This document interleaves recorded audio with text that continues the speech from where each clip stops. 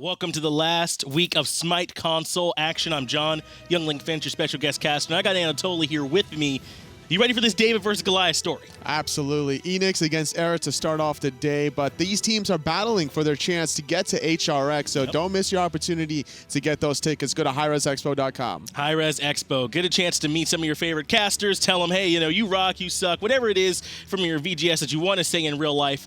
Get that chance at those tickets. You don't have to qualify. All you got to do is get a ticket. Whether you're on the console scene or the PC side of things, get a chance to meet all the players, all the fans, hang out, and have a good time. And we'd be happy to see you there. Hopefully I'll get a chance to come on by there too. Hey man, if Ron Jumper wins the caster, you can come tell him that you don't like him to his face. I mean, if Ron can win the caster, then like the world is just your oyster at that point. Yeah, you can literally do whatever you feel like, clearly. Yep. That's the standard that we've set up here. But we've got Eanix here versus eRA Eternity. We actually have a lot of great games set up here for you today. A full day of Smite console league action coming at you. So yeah, eRA Eternity versus Eanix is first, the 1 seed against the bottom team right now. Then the last EU SAD Kaz versus Rival, and some great NA ones too. That's true. Astral versus Obey Alliance should be an interesting one to start the North American side of things. And then Elevate against Sword to wrap things up in between. Strictly Business against Myth should be spicy. Yeah, these are some really important matchups. Again, this is the final week for the Smite Console League. They'll have their LAN coming up not too long afterwards, so this is going to impact those standings and everything else going on between these teams. So far, so good for Eanix. They're currently sitting at the top, pretty without a single loss to their name. However, you can't say the same thing for eRA Eternity, sitting there at the bottom with only 1 point. And it's maybe even a little bit surprising. Eanix didn't look super dominant coming from EU earlier, but now in this last split, they're looking like the ones to beat. I don't know if eRA Eternity is the one that's going to be able to do it, but they got their shot. The thing about the fall split, whether you're on the PC or the console side of things, it really brings the best out of you as a competitor, and this is the time to get to your regionals, get to Worlds as well, trying to make a statement and a name for yourself, and these players in Eanix have certainly done so thus far. Yeah, they look great as a team right now. Everyone here on Eanix, they've been doing a really good job against these other teams. It feels like they're the ones that are pushing towards objectives. They're the ones that are setting up the team fights, and other teams are having a hard time responding. It's very difficult right now to really lock down 50-meter fly out of that mid-roll. He's always been very elusive sometimes whenever teams try to go on him because of the backline protections that he receives. That's right. He gets a lot of support, 50-meter fly does, in that mid-roll, and it feels like right now in this fall split, especially on the console side, the mid is super important, especially when they go along with their solo support. And speaking of that, we got those picks and bans ready for you, so we'll get to see where it is that they want to put some of these priority picks. I'm still expecting Eanix to kind of revolve their strategy around 50-meter fly, potentially look to set him up for that Thoth play, trying to get that long-range artillery shots. Thoth has been huge. You're so right there, Toly. I also like this, a Wheelix getting banned out, because Sobek is someone that we see a lot of from the support role. She has so much synergy with him, not just with the pullback, but with the knock-up as well off the tail whip, just to get her out of there. I like it. Just a lot of support also that eRA's stripping away with the Gab, honestly. The shield and the knock-up synergizes very well with the Awilish, but not only that, you're taking away some aggressive options for yourself if you have to deal with the Gab, so you might as well take that option off the table from Eanix, look to develop your own game plan and see if it works. And I was just going to say, Totally, those are good bans, but it leaves up Ratatoskr in the jungle. He's been a nightmare since receiving just a couple tad changes, it felt like, but now he's all over the place. I mean, he is. He has a global ultimate. Of course he's going to be all over the place. Literally. You know, if you're not going to play Thor, you might as well play the Ratatoskr. And what's really useful about him is the fact that he doesn't really have to go back to base to purchase that acorn or to upgrade it, rather. He's just always going to be able to min-max his farm in the early stages of the game. Yeah, he's got to make sure that he, gets to his nuts wherever they are, and he did successfully do that. That's why we see him looking so strong right now. Chulainn and Fafnir locked in for Eanix, though. A lot of frontline already selected for. Keeping their backline options open is Eanix, trying to get the solo lane control, maybe even jungle potentially, and the Fafnir is going to be working wonders in that Gold Fury pay, whether it's going to be the Ho-Yi in the mid or the Hunter roll, or if there's going to be maybe a Solar or Chronos to add that on Eanix. Both of these Hunters give a bit of flex for him as a Muzen Cobb was locked in for eRA Eternity. We do see him being played in the mid lane as well because he has such high clear, which is really important right now. Absolutely. And Muzen Cobb is almost uncontested in terms of lane clear, especially in the dual lane.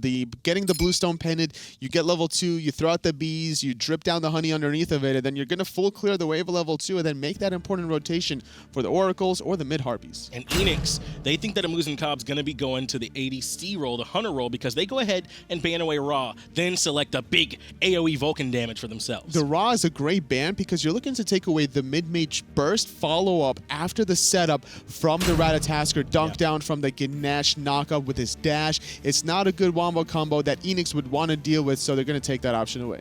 Cabrakan, as well as Jing picked in, so likely it will be a Muzen Cobb there in the mid, but Cabrakan, what does he do for you? Likely from the solo role. He's going to be locking people down in those walls. Going to try to create that semicircle, making it difficult for Eanix to try to fight in the jungle in certain little corridors, because that can be one option taken away. Even trying to shut down the Vulcan here.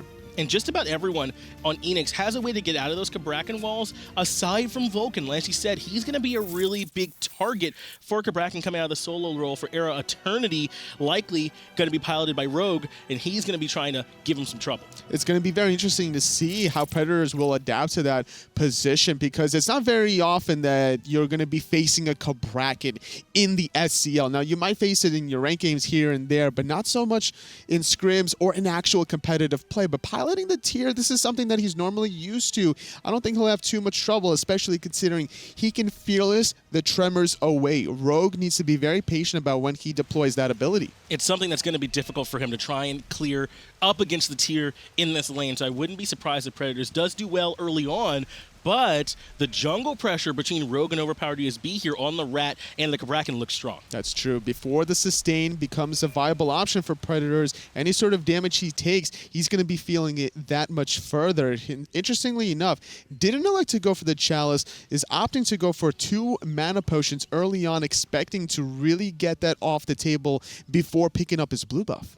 And we talked about this a little bit, but Sirduckbot is playing a Muzen Cobb there in the mid, and we see the Hunter from the other team, Vapors Coast, also bringing in Hu Yi to the mid lane along with 50-meter fly. What is it from these Hunters in the mid that is so impactful that we see them both here? It's just about the clear that you get with your Guardian. Predators dashing through in the defensive stance. You look at the mid lane between the Muzen Cobb and the Ganesh. The first line clear ability from the Ganesh is going to augment those bees. I think that was a split 1-for-1 there down the middle, but because of that amplified damage, the bees with the bluestone pendant makes it so easy to clear out that wave. You only need to throw out 1 additional in-hand to those archers, and you should be able to make that rotation in the jungle first. Seeing him fight over here over these fire elementals, Predators taking a little bit more poke than I think he bargained for. Auzrik's here, though, to try and help slow him down. He has enough to get OverPoweredUSB to back off, and I'm glad we came back over here to this duel lane, because I want to talk a little bit about how Lyzurrr, he starts at the red buff, then goes back in, and DineOhSaw sort of recognizes he can't compete with it. It just comes down to harass him a little. And this is interesting that we see the Guardian, DineOhSaw, left alone in the duel lane, the blink from Predators, but he's off the mark with the Fearless. He could have definitely put Rogue T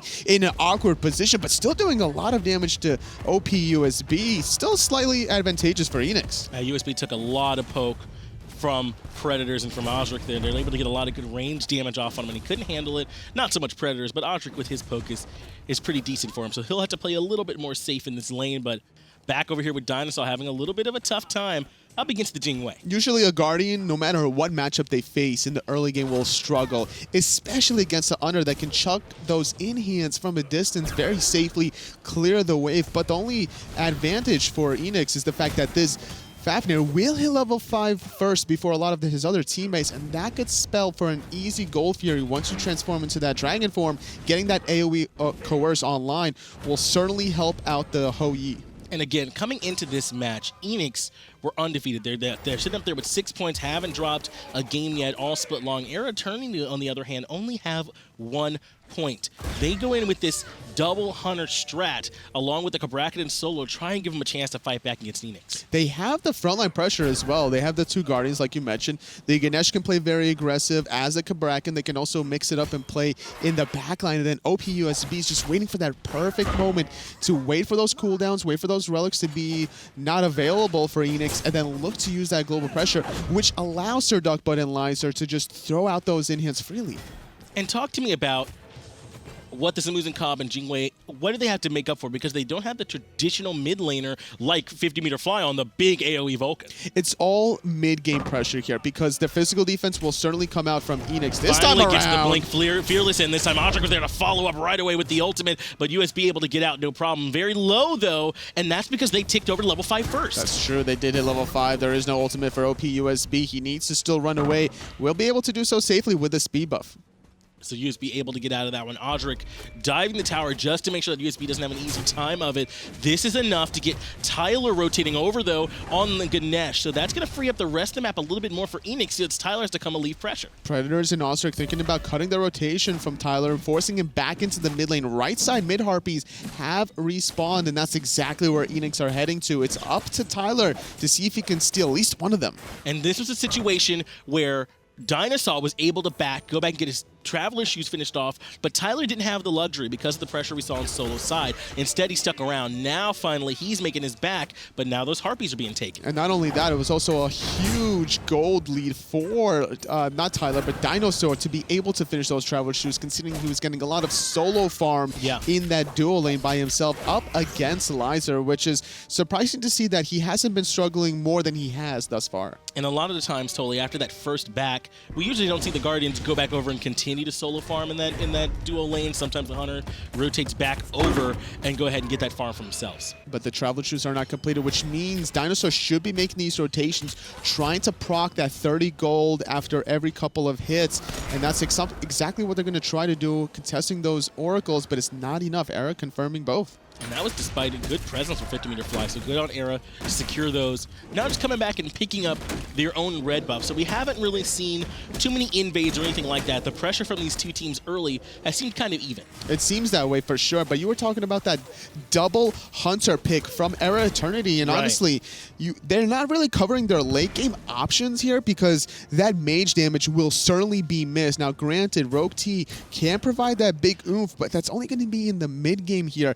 But you're looking at the difference of 50-meter fly playing this Vulcan. He's going to build that Rod of Tahuti, the Spear of Desolation, the Obsidian Shard. He's going to have massive amount of penetration, and it's going to be eRA Eternity having to build both into physical and magical, whereas Eanix can solely focus on huge physical defense trying to shut down that double Hunter. And I feel like it puts a lot of pressure on the rest of Eanix, though, when they have that Vulcan. Who's the big setup for that Vulcan, big Vulcan damage? I mean, yes, DineOhSaw is on Fafnir, but I mean, they don't really have the big crowd control that you kind of expect from that. It's Auzrik that's going to be able to blink, use his ultimate, find that multi-man knockup, or maybe even Predators potentially looking for that blink fearless in the 180 roll. It's also a good zone control with Vaporish Coast's ultimate, with the ultimate slow, honestly. Just so much control, honestly, if you think about it, all across the board for Eanix. And we talked about the double Hunter start or strat for eRA Eternity. Eanix have double warriors. They don't have, like OverPoweredUSB, the big burst assassin damage from the jungle, which could probably punish this double Hunter comp pretty easy. It's very easy for a warrior to just dive that backline, and it's a great draft from Eanix to be able to adapt to the situation. And thus far, Predators has been in a comfortable spot, hitting level 8 first before Rogue T. Could easily look for a rotation here with a early blink. A tier that's able to clear the wave this cleanly could just easily make the plays happen elsewhere. They're going to be a little bit hurting in team fights, though, totally. They won't have, like, the shell, which there's actually 2 of coming out from eRA Eternity, but you're right, their initiation is going to be way stronger. So Eanix may be looking for more picks than team fights. It definitely could be the case. There's still a little bit of a stacking game. Teams still just figuring each other out, but in the solo lane, cleaned up by Predators. That was no problem. Rogue just too low. Predators comes over the top with the ultimate crashing in. USB's here, though. He has the through the cosmos to get that one cleaned up. USB with a nice return kill. Not having the heal powerful enough, but here comes 50-meter fly over the top, setting up by Auzrik. The double knock of the double Vulcan ultimate. Not enough quite yet, but a few members from eRA dropping a little bit low here. There's the blink from Auzrik, bringing TylrrK very low, but he immediately gets the stinger from Sirduckbot, who returns the damage. Auzrik now going to have to get out of the team fight, and he does. USB, run for your life. It's a dragon. He was a dragon indeed. He tried to dash into the dragon. He wasn't really afraid there of it, considering that he was so low on Auzrik's side of things. But the jump from Auzrik, avoiding the dash from OPUSB, great timing from the Chulainn. And it was impressive that Eanix didn't lose more there. As you said, Auzrik did play pretty aggressive, despite how low he was, trying to poke out TylrrK, the tankier Ganesh. Early on, they're not as tanky as they will be later, so it's not such a bad call, but he recognizes he can't get it, gets the heck out of dodge, and is able to make it on out. That level 8 fight between Rogue and Predators, it's always interesting to see when these soul lanes fight, and it's not going to be in the Cabrakan's favor simply because that his tremors will be canceled, and he can't match the sustain coming from a tier, and that was only a level 8 tier that hasn't maximized his clear, or his heal rather. And that was a big play we just saw. 50-meter fly got caught out by USB in the mid jungle corridor there. He had barely enough mana for one magma bomb, and it's enough peel for him to get back to the tier 1 tower. That was big. USB could have easily caught him there with no mana. Absolutely, but luckily enough for 50-meter fly, he didn't have to use the purification beads. He didn't get stunned. He didn't get pinned against the wall, forcing him to use any of those relics. But it's given him enough of a timing to still come back into this wave, trying to last hit some of these minions, building up those Book of Thoth stacks. And I think that's the level of individual play, Totally, that's gotten Eanix to the level where they are right now. Yes, they play really well as a team, but they're also just really good in their individual roles too. Sometimes you could just wait for the action to come to you, and Eanix are preparing for the mid to late game. They don't want to really force the issue quite yet. 50-meter fly without boots completed, still waiting for the mobility options and the penetration. I'm still just worried for Eanix, though, that control might be their problem in this team fight. The double Guardians from eRA Eternity do have a lot of lockdown to set up for Sirduckbot and Lyzurrr. I agree with you, absolutely. The fact that the Cabrakan and Ganesh combined between offensive and defensive zoning mechanisms will keep Eanix locked down. But if Eanix engage first with Predators and Auzrik's Blink, that's all they really need to force out a lot of cooldowns from Rogue and TylrrK before the rest of Eanix come crashing through. And we saw Auzrik use it even for the counter initiation that last fight. If he's able to stay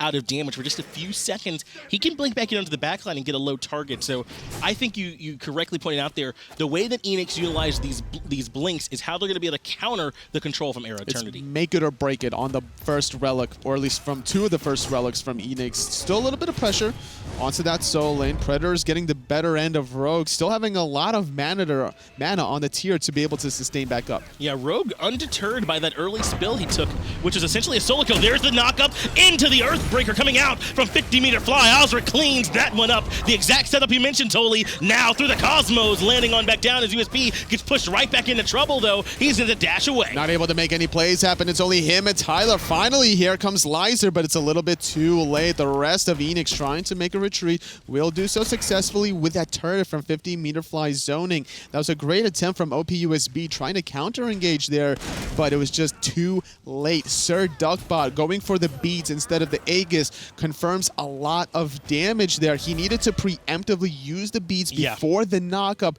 and then maybe, just maybe, he would have enough time to walk out of that Vulcan ultimate. Yeah, the beads do not bring you back down to the ground any faster if you do it while you're up in the air under a knockback, or knock-up rather, but that was exactly the type of engage that we were talking about, Totally. We were just saying those blinks from Eanix are what's going to be important. What do we see? The blink in from Auzrik, knock-up, sets up the big damage coming out from 50-meter fly. Now eRA Eternity got to play a little bit more careful in response to some of this early pressure that they've been able to get. Execution is going to be key for Eanix, and thus far been executing pretty well, 2-1. Yeah. About a 1,000 goal lead heading into the 12-minute mark. Not too much to write home about, but it's still something to build a foundation off of. A decent amount of around the Gulf here, and Rogue T gonna stun out Predators and keep him in bay. The wall comes out from Rogue T. Don't come under my tower, sir, says Mr. Rogue. That's what you have to do. You have to punish people that are diving your tower that freely. You're recognizing that tier didn't have the ultimate, was used during an earlier exchange, and without that ultimate,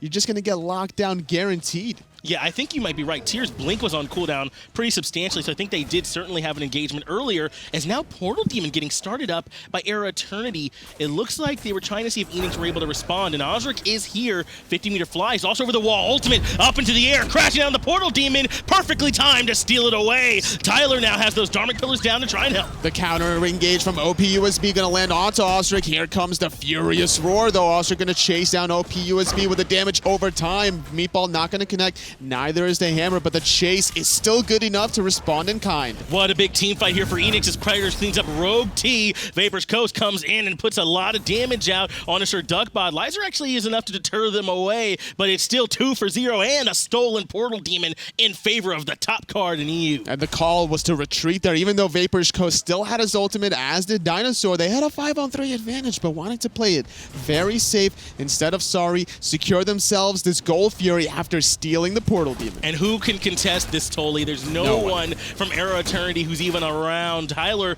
the closest one, and he's not going to have much of an impact. He's an elephant and a tanky one at that, but no way to stop the Gold Fury. Eanix extend that gold lead up to about 4,000, or 3,300 rather. Just a minute ago, they were only up 1,000 gold, and just with 2 objectives now in a decent spot to start really getting the game even more in their control. This is that mage damage you were talking about. Physical damage is still good in the early to mid game, but it's also about the abilities that you can wombo combo off of each other, and Eanix's composition is superior.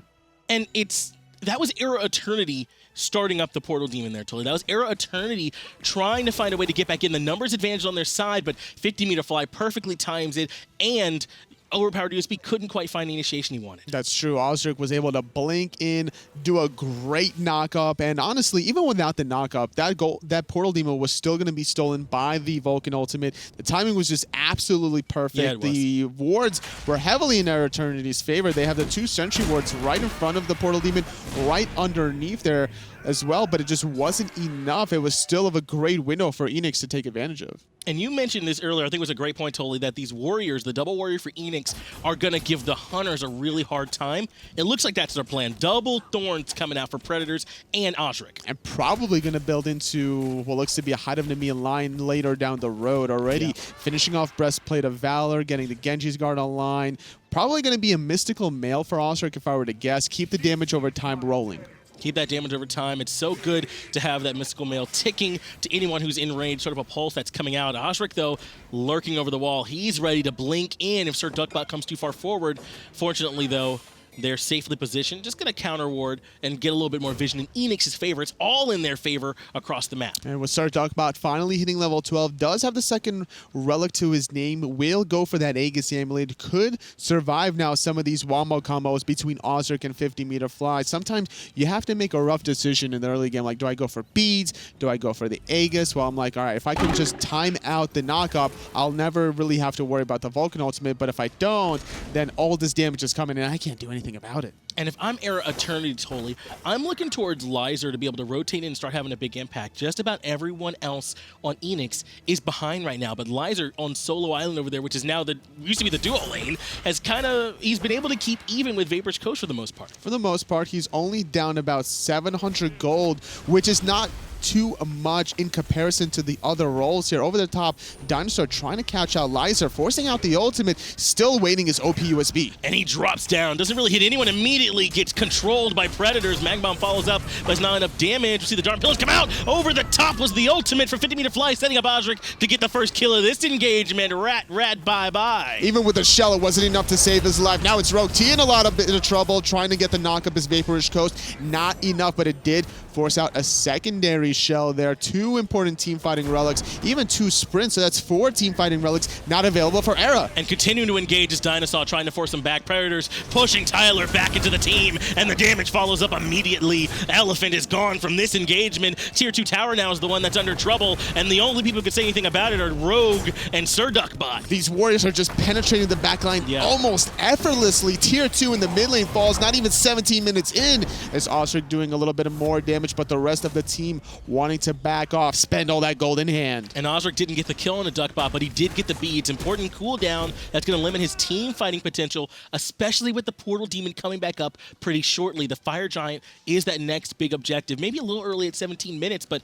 Eanix's lead at 6,000, they could certainly make it happen. Absolutely, especially considering the way they've been playing this game with Auzrik leading the pack, sitting at 4-0-0. It was first picked alongside DineOhSaw's Fafnir for Eanix, and they've been making these two picks work very well. Certainly MVP picks thus far. Yeah, Auzrik looking killer from the jungle role here for Eanix so far. He's been a big impact. Rogue T continuing to not be intimidated by Predators over here on this tier, though. Just smacking out a little bit and then moving back on. And look at this. eRA Eternity recognized this is where the next fight's going to be. 3 wards on the solo jungle side. Trying to make sure they cover the whole options. One in front of the blue buff from Eanix, even behind the Fire Giant. That could be a great position for a flank, especially if it's Rogue T. He needs to find the same angles that Predators is doing, but it's more difficult for a Cabrakan without a blink. Predators has blink, and he has his Lawbringer. Auzrik knocks up Sirduckbot. Aegis comes out, though, to immune the ultimate 50-meter fly. Dharmic Pillars just to try and keep his mid laner alive for the moment,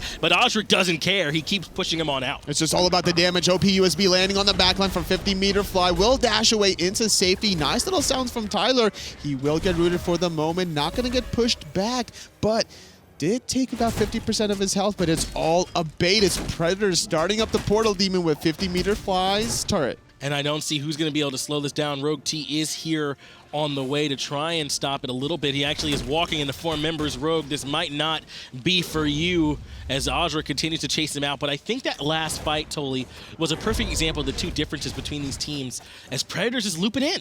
Trying to find whatever he can, honestly, trying to get another tier 1 tower under their belt. With all these objectives currently from Eanix's control, they can use this opportunity to just increase the tally marker here. In the blink, though, under the tier 1 tower, finding Rogue T. Doesn't get Predators, who I'm sure would have been the primary target. Does get a little bit of a heal off, and now he'll back out. It looks like no relics have been used just yet on the side of eRA Eternity. Instead, they back off on the fight after the engage from Predators doesn't quite get what they want. Definitely not what he wanted to, but just showing that he can. Could be a little bit of a target aiming practice. He wanted to get the double more than anything else, but because he didn't, the rest of his teammates were like, all right, we're going to wait again until your blink is back up. We don't have to hard commit for this tier 1 tower in the solo lane, because look what's up on the left-hand side, that Gold Fury.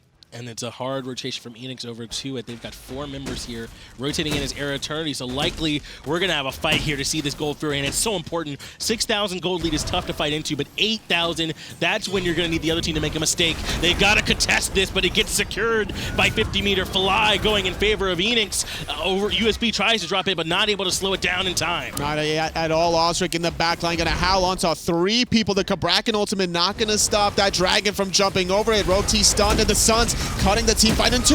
Vaporous Ghost drops the Suns, and Rogue is slowed as he tries to run through the onslaught. Predators doesn't quite hit him with the Fearless, but forces him to run the wrong direction. Rogue, we knew you well. 5v4 in favor of Eanix now. Just no teammates there on the east side because everyone else was retreating south. The rest of Eanix, they got the W around the Gold Fury. They got the 1 kill onto Rogue. They have a 5-on-4 advantage for another 30 seconds. Now transitioning over towards the right-hand side, but it's not going to be a Fire Giant. It's just going to be this tier 1 instead. And I think we saw it earlier in the fight in the mid lane. The biggest difference between these 2 teams right now, totally, I think, is the impact their junglers are able to have. Auzrik on this tanky Chulainn can go in, even if he doesn't get the kill, force multiple relics out from Sirduckbot and Lyzurrr, but not having the same impact as USB on 50-meter fly in Vapor's Coast. Trying to go very resilient on this Ratatoskr, finishing off on Chulainn, probably going to be looking to go into that mystical mail, simply because if you apply any sort of ticks onto Predators, onto Auzrik,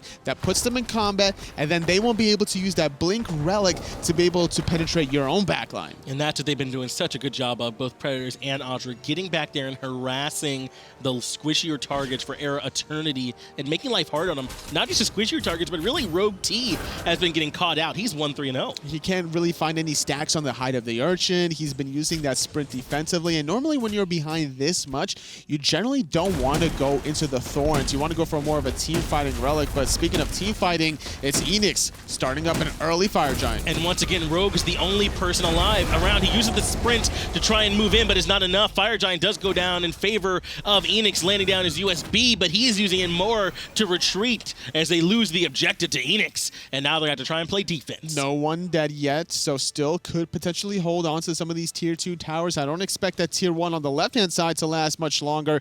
Less than 50% health, but very important to not allow Eanix these tier 2s. That's 3,000 gold collectively between solo and duo combined. And the Phoenix's mid is already exposed. Eanix, without the Fire Giant, just kind of pushed down the tier 1 and tier 2 earlier in the game. So that's something that's going to be really hard for eRA Eternity to try and defend, as there aren't even any roadblocks in the way. As long as they can take out Vaporish Coast or force him low enough that he has to back, there goes a lot of objective damage on towers that Eanix will be missing, and that could be the game plan that eRA looks to exploit. And that is sort of the time bomb, the ticking time bomb. I think it's in favor of eRA Eternity. Those double hunters that they have right now, if those two can if they can slow down Eanix's push enough to get them online, their tower thieves, their objective damage, their team fight presence is going to be really high. And they're split up a little bit as Eanix in the mid lane as Predators. There needs to be some sort of engage from eRA, not to allow this tower to go down, but wanting to give it up for free before Predators even got into the battle.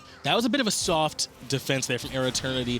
If their presence was enough to push Eanix off, okay, but if not, then, you know, maybe we'll put up a little bit of a fight, but this is where they want to make the hard call to defend. Eanix going to be pushing it on the Phoenix, and the blink comes out from Predators a little bit off the mark, doesn't quite find anything, so that's one initiation they don't have to worry about. Up into the air, though, goes USB. And that's why everyone from Eanix is backing off, waiting for this cooldown to go down. The OP USB having to retreat safely, but over the top is Predators slowing down 2 members, trying to set up the Fearless onto Tyler. The Ohm is enough to stop him from Fearlessly for the moment, but not permanently. Vaporish Coast is the backup after taking half health, but it's Auzrik one more time who's in the back line, taking way too much damage, though. Sirduckbot actually gets the first kill. This fight in favor of eRA Eternity. USB gets return killed, though. Now it's Rogue who's low. I've said it a bunch, and I'm going to say it again. Rogue, get on out of there. Not able to make the impact. It's a 1-4-1. Auzrik for OP USB. Jungle for jungle. Left side. Phoenix still being sieged. Lyzurrr very low after that knockup backfire combination from 50-meter fly. Phoenix, though, even lower.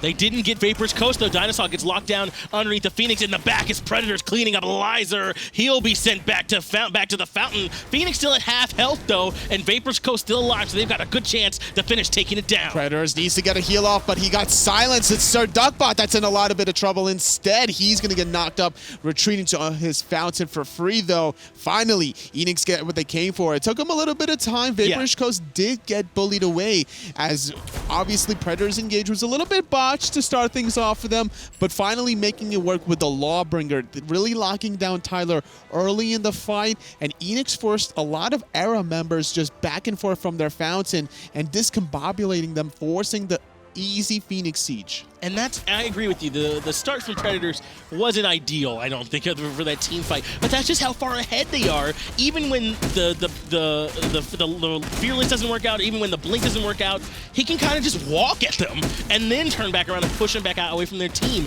Gold Fury now going in favor of Eanix, and no one is 6th slotted. Every bit of this 14k gold difference is still relevant, Tolly. That's true, but there has been a lot of gold in hand, so they're going to be able to spend that quite now, heading into the 25-minute mark. And I'm really surprised, honestly, from eRA that they're not building into Spectral Armor against this tier, especially considering that Rogue T has been that primary focus, even TylrrK every now and then, because they're the frontliners. They're the ones that are trying to be that buffer for their backline. So if they get Blink Fearless on, it's going to silence the combination from Predators to prevent the additional juggle and the additional power cleave. And you were talking about Vaporish Coast being a target for his structure damage, but really in terms of the team fight presence, it's 50-meter fly and Auzrik all day, sitting up at the top of the player damage charts respectively, and their combination in these team fights have been nuts. That's true. It's just all the damage over the top from 50-meter fly, whether it's on objectives or actual players. Yeah. Sitting at 1-0-5, it's not the greatest down line in the world, but his player damage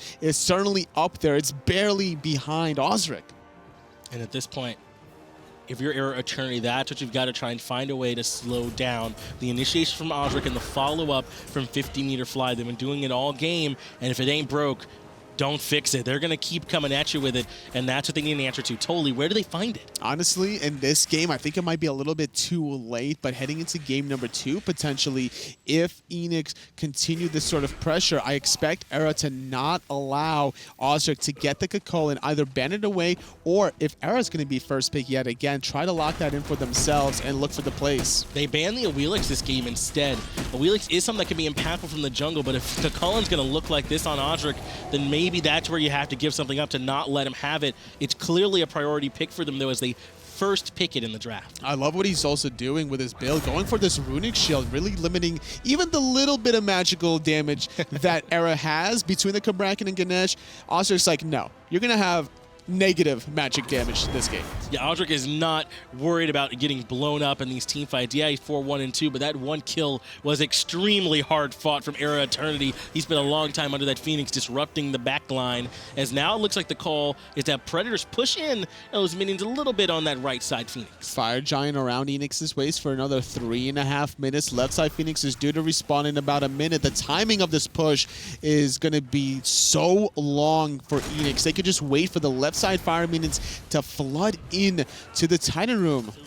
Yeah, and they've got the Fire Giant, like you said, for another 3 minutes. They started this push so early. Rogue T taking a little bit of poke there from the Ricochet from Vapor's Coast, but now DineOhSaw just kind of walking on in. They realize this is where they can take the push. USB up into the air, but doesn't find anything with it. Once again, not a big impact from the Rat. He was read like a book, honestly. They heard him, they saw him, they backed off, still waiting for the left side minions to be dealt with, and Sirduckbot needs to deal with it. This could be the timing that Eanix looks to engage in mid. DineOhSaw, once again, is the front line for him. Moving in, lots of damage coming out of the Phoenix. 50-meter fly over the top.